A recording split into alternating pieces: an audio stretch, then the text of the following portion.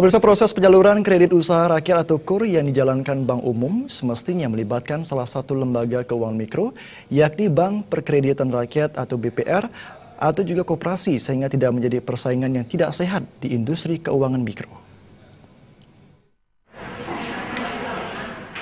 Saat ini kondisi yang terjadi di mana nasabah BPR atau koperasi beralih ke KUR karena persyaratannya lebih mudah dengan diiming-imingi suku bunga yang rendah. Sebenarnya program pemerintah tersebut sangat bagus untuk melahirkan pengusaha-pengusaha baru.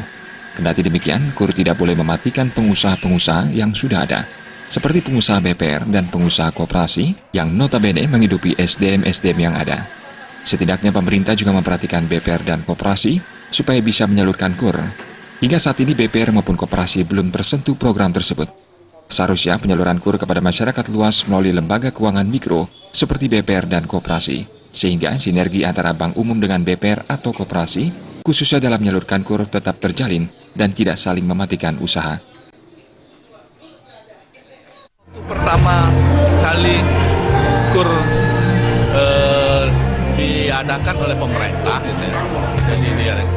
Nah, kami juga BPR sudah bekerja sama untuk menjalankan KUR. Artinya apa? Kami dengan teman-teman Bank Umum yang menjalankan KUR. Nah, teman-teman Bank Umum kan mungkin segmennya yang dia ladeni adalah yang besar. Kami kan mengkhusus memang untuk UMKM. Sedangkan KUR ini adalah khusus untuk UMKM. Nah, sehingga teman-teman kami yang di Bank Umum untuk menjalankan KUR mengadakan kerjasama lah dengan kami, teman-teman di BPR. Cuman setelah dijalankan gitu ya, kayaknya si KUR itu sampai sekarang untuk BPR masih belum maksimal gitu ya. Sebenarnya banyak BPR di Bali yang memiliki kemampuan untuk bekerja sama menyalurkan KUR dan berharap bank penyalur mulai menjalin kerjasama tersebut agar saling hidup dan tidak terjadi saling mengambil nasabah. Komang Yuda, Bali TV.